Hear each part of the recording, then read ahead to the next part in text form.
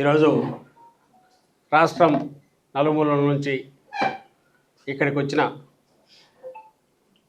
వైఎస్ఆర్ కుటుంబ సభ్యులు, అలాగే వైఎస్ఆర్ కాంగ్రెస్ పార్టీ నాయకులు, మన మైనారిటీ విభాగానికి నాయకత్వం వహిస్తున్న క్షేత్రస్థాయి నాయకులందరికీ కూడా స్వాగతం పలుకుతున్నాం, నమస్కారాలు తెలియజేస్తున్నాం. చాలా రోజుల నుంచి అనుకుంటూ పెండింగ్లో ఉన్న సమావేశం సంస్థాగతంగా మనం ఏదైతే పటిష్టమైన నిర్మాణము కమిటీల ఏర్పాటు చేసుకుంటూ వస్తున్నామో అందులో భాగంగా ప్రతి విభాగము ముఖ్య నాయకులందరినీ ఇక్కడికి పిలవడము, వాళ్ళతో ఇంటరాక్ట్ కావడము, పార్టీ నిర్మాణము ప్లస్ ఈ దుర్మార్గ ప్రభుత్వం అరాచకాలు కానీ వీటిని ఎండగట్టే కార్యక్రమం, అలాగే భవిష్యత్ కార్యాచరణ, దీని గురించి చర్చించుకుంటున్నాం. అందులో భాగంగానే ఈరోజు మైనారిటీ నాయకులంతా ఇక్కడికి వచ్చారు. మీరందరూ మైనారిటీ విభాగ నాయకులు, అలాగే ఎమ్మెల్సీలు, పార్టీ ప్రధాన నాయకత్వంలో కూడా ఉన్నవాళ్ళు ఉన్నారు. మైనారిటీ వర్గానికి చెందినందువల్ల మైనారిటీ మనోభావాలు తెలుసుకొని వాళ్ళకు సంబంధించిన సమస్యలను ఎట్లా పరిష్కరించాలనే విషయంలో ఎక్కువ చొరవ తీసుకునే వెసులుబాటు మీకున్నందువల్ల మైనారిటీ నాయకులు అన్నప్పటికీ వైఎస్ఆర్ కాంగ్రెస్ పార్టీ నాయకులుగా మొత్తం ఇంతకుముందు నదీం అన్నట్టు, అంతకుముందు మీరు అందరిని మాట్లాడుకున్నట్టు రాష్ట్రాన్ని ఎట్లా అభివృద్ధి పదంలోనో సంక్షేమ బాటలో నడిపించాలని జగన్మోహన్ రెడ్డి గారి ఆలోచన క్రమము, దాని ఇంప్లిమెంటేషన్ తీసుకురావడానికి కానీ ఆయనతో కలిసి అడుగులు వేస్తున్న ముఖ్య నాయకులు మీరందరూ, పార్టీ నాయకులు, కేవలం మైనారిటీ నాయకులు కాదు. 2 ఏళ్ళు పూర్తయ్యే సమయానికి బహుశా మనమైతే ప్రతి సంవత్సరం మనం చేసిన ఏమేమని చెప్పుకోవడానికి నోట్లో గుర్తు రానంతగా జాబితా ఉండేది తీసుకుంటే. అవన్నీ చదివితే చిట్టా పెద్దదయ్యేది. ఇంటింటికి వెళ్ళి అడుగుతుంటే ఓ చిట్టాలాగా వచ్చేది. ఈరోజు ఒక్కటంటే ఒక్కటి చెప్పడానికి వాళ్ళకి ఏమన్నా ఉందా? 2 ఇయర్స్ పూర్తయిన సందర్భంగా నిజంగా ఎట్లుండాలా? వాడు ఎంత ఇదైనా సరే బహుశా 14, 15, 16 మధ్య కూడా ఇట్లుండేటేమో చంద్రబాబు నాయుడు. అంతకుముందు కూడా తన మొత్తం 40 ఏళ్ళలో 45 ఏళ్ళ రాజకీయ చరిత్ర గురించి ఆయన చెప్పుకునే ఘనమైన చరిత్రలో ఇప్పుడు అబద్ధాలు చెప్పాలన్నా కూడా ఏం చెప్పాలనో ఆయనకు అర్థం కావట్లా. అబద్ధాలు చెప్పాలన్నా ఏం అబద్ధం చెప్పాలనో అర్థం కావట్లా. దాంట్లో ఆయన ఎగ్జాస్ట్ అయ్యాడు. మనం మంచి గురించి చెప్పాలంటే మనకు ఎట్లయితే కుదిరేది కాదో జాబితా తీసుకుంటే, ఆయన అబద్ధాల్లో ఏం చెప్పాలనో కూడా ఆయనకు అర్థం కావట్లా.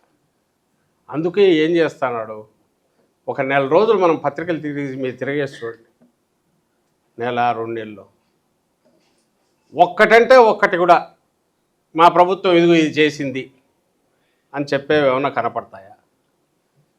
చెప్తాడు మొత్తం చేసేసిందని చెప్తాడు, అంతే. నేను చేసేసి సూపర్ 6 పూర్తిగా, సూపర్ 7 పూర్తిగా అమలు చేశాను, రాసి పెట్టుకోండి అని అంటాడు. అంతే తప్ప ఇదిగో ఈ పథకం ఇంత చేశాను, ఈ పథకంకి ఇంత చేశాను, ఇంతమంది బెనిఫిట్ అయ్యారు, ఇంత ఇది చేశారు, ఎక్కడా లేదు. ఒక్కటి రాదు. ఏమొస్తున్నాయంటే మొత్తం మొదలైతే లాస్ట్ ఇయర్ అంతా లడ్డు వివాదం, నెయ్యి అని చెప్పి ఆఖరికి తనే నెయ్యిలో పడినాడు.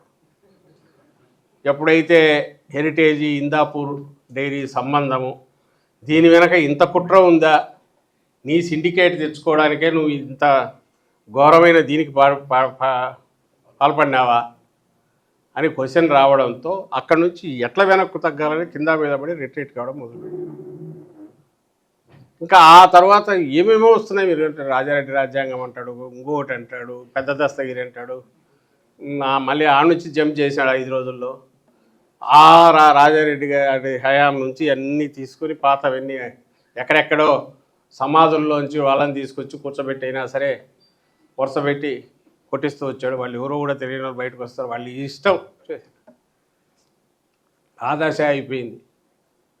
అక్కడి నుంచి ఇప్పుడు ఆఖరికి వచ్చేసరికి గొడ్డలి పార్టీ అనే ఒకటి తీసుకుని ఒకటి ఎత్తుకొని బయలుదేరినాడు. గొడ్డలి పార్టీనే గొడ్డలే. జగన్మోహన్ రెడ్డి గారు గొడ్డలి, పరశురాముడి గొడ్డలి ఎవరికి? చంద్రబాబు నాయుడు లాంటి వాడు. చంద్రబాబు నాయుడు లాంటి దుర్మార్గులకు లేదా అరాచక శక్తులకు అలాంటి రాజకీయాలు చేసే వాళ్ళ పాలిట పొలిటికల్గా జగన్మోహన్ రెడ్డి గారు గండ్రగొడ్డలి, పరశురాముడి గొడ్డలి. ఆ భయమే తనను ఇవి మాట్లాడిస్తుంది. దాని నుంచి వచ్చిందే ఇది. ఈ ప్రాసెస్లో ఒక్కటే డైలాగు ముఖ్యమంత్రి చంద్రబాబు దగ్గర నుంచి మిగిలిన వాళ్ళ వరకు వరుసపెట్టి అది గొడ్డలి పార్టీ, గొడ్డలి పార్టీ, గొడ్డలి పార్టీ, గొడ్డలి పార్టీ. ఎస్, నీకు గొడ్డలే, ఓకే. కానీ నేను అడిగేది ఏంటంటే, ఒక ముఖ్యమంత్రిగా ఒక రాజకీయ పార్టీ హెడ్గా నీ అనుభవాలు అవన్నీ పక్కకు తోసి ఒక ప్రధాన ప్రతిపక్షము లేదా 2 ఏళ్ల క్రితం వరకు ముఖ్యమంత్రిగా ఉన్న నాయకుడి గురించి, ఒక పార్టీ గారి గురించి 40% ఓట్లు సంపాదించిన ఒక రాజకీయ పార్టీ గురించి నువ్వు రాజ్యాంగం ప్రకారము నువ్వు ఒక పార్టీని నడుపుతుంటే ఇట్లా మాట్లాడడం అంటే, అందులో నువ్వు అధికారంలో ఉండి, నువ్వేదో అధికారంలో లేకుండా ఎక్కడో అడవుల్లో ఉండో లేకపోతే ఇంకో రకం నీ నోటికి వచ్చేటి ఏమన్నా పోయొచ్చు, ఏమన్నా అరవచ్చు, దానికి వాల్యూ ఉండదు. రోడ్డు మీద ఓడు బట్టలు ఇప్పుకుని ఎగిరి తిరిగేవాడు ఏం మాట్లాడితే ఏముంటుంది దానికి? నువ్వు సమాజంలో ఉన్నాననుకుంటే నువ్వు దానికి సంబంధించిన దీన్ని పాటించాలని ఎక్స్పెక్ట్ చేస్తాం. నియమాలను కానీ, నిబంధనలు కానీ, సంప్రదాయాలు కానీ. ఇంకా నువ్వు రాజ్యాంగ పదవిలో ఉంటే, నువ్వు రాజకీయ పార్టీ, ఎలక్షన్ కమిషన్ గుర్తించిన రాజకీయ పార్టీ అయితే ఖచ్చితంగా నువ్వు కొన్ని ఫాలో కావాలా. ఇంకా నువ్వు దాంతో నుంచి రాజ్యాంగపరమైన పదవిలో ఉండి రాష్ట్ర ముఖ్యమంత్రిగానో ప్రభుత్వాన్ని నడిపేవాడు అయితే నోరు ఇంకా జాగ్రత్తగా మాట్లాడే ప్రతి మాట మాట్లాడాలా. నువ్వు అది ఎలాగూ చేయవు, నీ నుంచి ఎక్స్పెక్ట్ చేయలేవు. పైగా నువ్వు అత్యంత అన్యాయంగా ఒకటి తీసుకొని యాజిఫ్ నువ్వేదో కనిపెట్టినట్టు, నేను ఇది అంటున్నా కాబట్టి మీరంతా, నేను గొడ్డలి అంటే మీరంతా గొడ్డలి అనాలి, నేను జగన్మోహన్ రెడ్డి గారిని సైకో అంటే మీరంతా సైకో అనాలి. అసలు ఇది ఏమైనా సాధ్యమో? దాన్ని ఎట్లా ఏ రకంగా తీసుకోవాలో కూడా అర్థం కాని పరిస్థితి.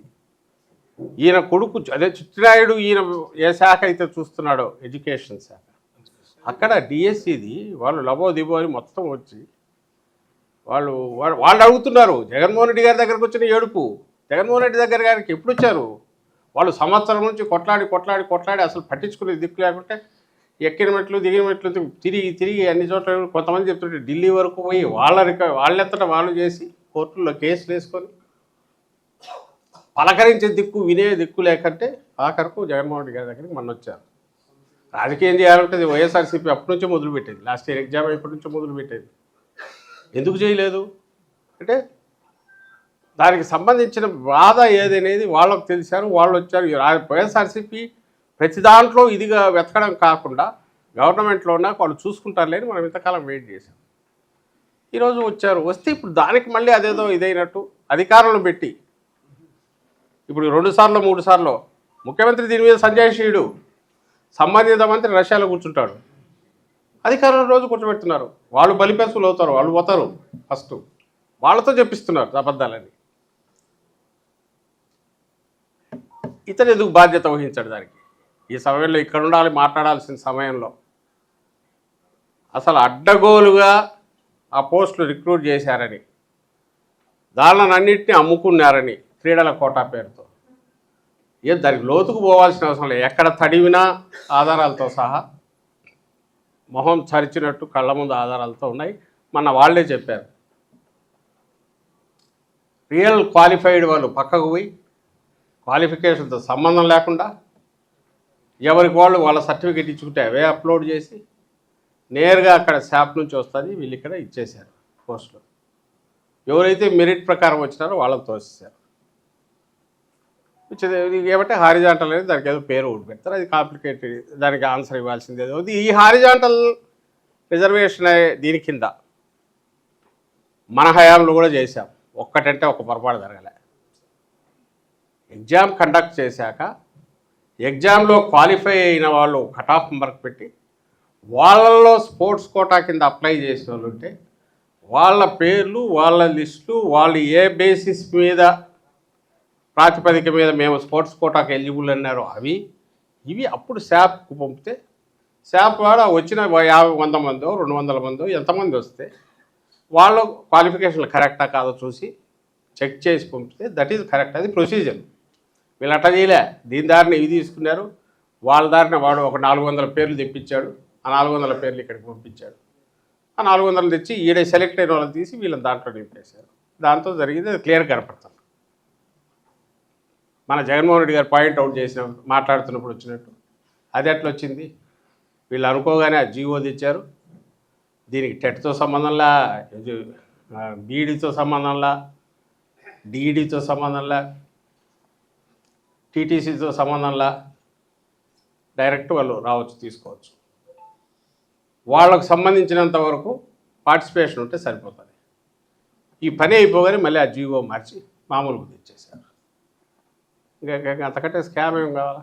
వేరే స్కామ్ లక్షణాలు ఏమేమి, రోగ లక్షణాలు ఏమేమి ఉంటాయో ఇంత క్రూడ్గా కనపడతా అంటే అయినా సరే ఆన్సర్ ఇచ్చే దిక్కులేరు. ఆన్సర్ ఇవ్వట్లే ఇంతవరకు. ఇప్పుడు అందులో భాగంగానే ఇప్పుడు ఎస్ఐఆర్ వస్తుంది ఇమీడియట్ ఇది.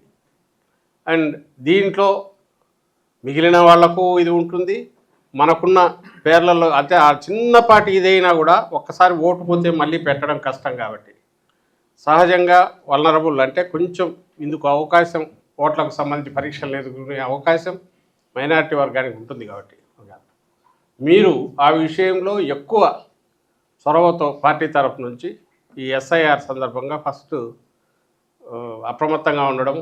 ఎందుకంటే ఎవరిబడి నోస్ మైనారిటీ పక్కన ఉంటారంటే జగన్మోహన్ రెడ్డి గారి పక్కన ఉంటారు, వైఎస్ఆర్సీపీ పక్కన ఉంటారు. మెజారిటీ అనేది అందరికి తెలిసినప్పుడు చంద్రబాబు నాయుడు గారు లాంటి దుష్ట ఆలోచనలు ఉన్నారు. ఫస్ట్ అవి ఎట్లా తప్పించాలనే దాని మీద దృష్టి పెడతారు. ఇప్పుడు తను ఇంకా దానికంటే ఎక్కువ డెస్పరేట్గా ఉన్నాడు. ఎందుకున్నాడంటే తెలుస్తాను, ఇది ఫైనల్ దీనికి వచ్చాడు, ఇంకా కొడుకు రావాలి, కొడుకుని తీసుకొచ్చి పెట్టాలి. ఈయన ఇంతకంటే ఇంకా లాగడం కూడా కష్టం ఏజ్ రీత్యా. ఆయనకు అంటే ఛాన్స్ ఇస్తే 100 ఏళ్ల వరకు కూడా తను ఉండాలనుకోవచ్చు, కానీ కొడుకు ఆయన తొందరపడతానంటున్నాడు ఆయన. అది దట్స్ వాట్ బయట వినపడేది, అది వాళ్ళ ఇంటర్నల్ అఫైర్, మనకు అనవసరం. సో ఏ దీని రీతి అయినా ఈసారి ఇంకా డేంజరు.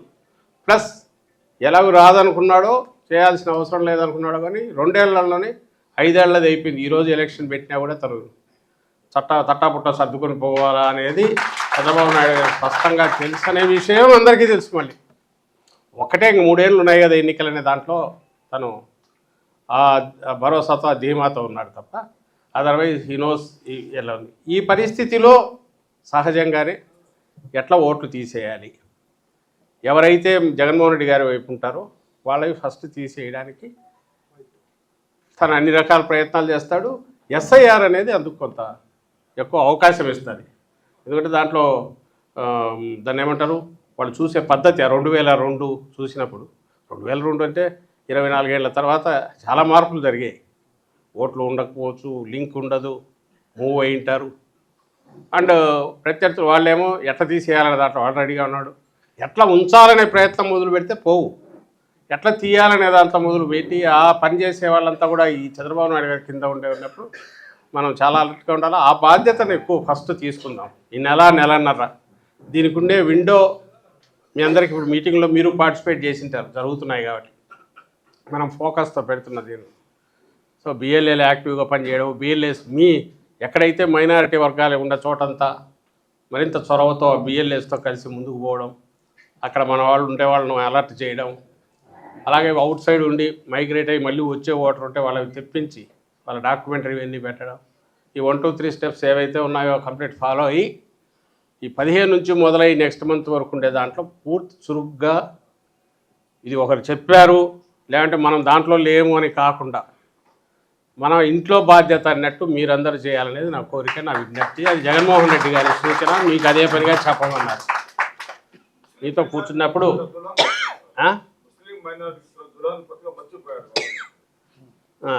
ఇప్పుడు ఈ విషయం ఫస్ట్ మీకు చెప్పదలుచుకుంది. సెకండ్, ఇది అయిపోయినాక ఎన్యూమరేషన్ ఫామ్స్ ఇచ్చాక ఉన్నది కూడా అబ్జెక్షన్స్ అండ్ క్లెయిమ్స్కి పేరుకు 2 నెలలు ఉంటుంది, కానీ అందులో అబ్జెక్షన్స్కి కానీ క్లెయిమ్స్కి కానీ ఇవ్వగలిగేది మనం 1 నెల రోజులు మాత్రమే టైం ఉంటుంది. ఆ తర్వాతదంతా రిజల్యూషన్కు వాటి ఇచ్చిన బేసిస్ మీద వాడు ఇచ్చే దీనికి ఉంటుంది. అంటే మనకు 2 months టైం ఉండేది. ఇట్ స్టార్ట్స్ విత్ ఈ June 15th నుంచి జూలై ఆగస్టుకు పేరు డేట్ అది, కానీ ఇవ్వడానికి వెనక్కు మనం జూన్ జూలై ఆగస్టు 15th దాటితే వాడు అదేది డ్రాఫ్ట్ లిస్ట్ వేస్తే ఇంకా ఆ తర్వాత ఏమున్నా మనం పెట్టింగ్ కొట్టుకుంటారు అలా మనం వాళ్ళ చుట్టూ ఆఫీసుల చుట్టూ తిరగాల. సహజంగా ఓటర్ అంత ఓపికగా ఎక్కడ తిరుగుతాడు వాళ్ళ పనులన్నీ వదులుకొని మనం వాటిని ఫాలో అప్ చేయడం ఆ కష్టం కంటే ఇప్పుడు అలర్ట్గా ఉండడం అనేది మోర్ సుఖము, ఈజీగా చేయ పని, బాధ్యత, అవసరము, అవేర్నెస్ క్రియేట్ చేయడం. ఇందులో నా రిక్వెస్ట్, చాలామందికి అంత చైతన్యం ఉండకపోవచ్చు కానీ చిన్న చిన్న గ్రూప్ మీటింగ్లు పెట్టడం, అలాగే ఈ అవేర్నెస్ క్రియేట్ చేయడం, మసీదుల దగ్గరికి పోయి అక్కడ పోయి మాట్లాడడం, ఆ రిలీజియస్ వాళ్ళతో కూర్చొని వాళ్ళతో మాట్లాడించి వాళ్ళ నుంచి పంపించడము, బ్రీఫ్గా స్టెప్స్ పెట్టి, అంటే ఇన్నోవేటివ్గా ఆలోచించండి. నేనేదో ఊరికే జస్ట్ మనం మూస పద్ధతిలో పోవడం కాకుండా బిఎల్ఎల్ పెట్టారులే వాళ్ళు చూసుకుంటారని కాకుండా ఇవన్నీ కూడా చేయగలిగితే మ్యాక్సిమం మనం ఇంటాక్ట్ ఉంచుకోవచ్చు. వాళ్ళ చంద్రబాబు దెబ్బ పడకుండా ఓట్లను కాపాడవచ్చు. అది వాళ్ళ హక్కు. మనకు వేస్తారా లేదా తర్వాత సంగతి. వేస్తారు కాబట్టి అతను నరుకుతాడనేది తెలుసు. ఆ ఓట్లను నరికే ప్రయత్నం చేస్తాడు. మన బాధ్యత ఏంటంటే ఓటర్గా వాళ్ళ హక్కు, వాళ్ళ బాధ్యత కాపాడడం. ఎందుకంటే ఒక్కసారి ఇది మిస్ అయితే మళ్ళీ పెట్టించుకోవడం కష్టం.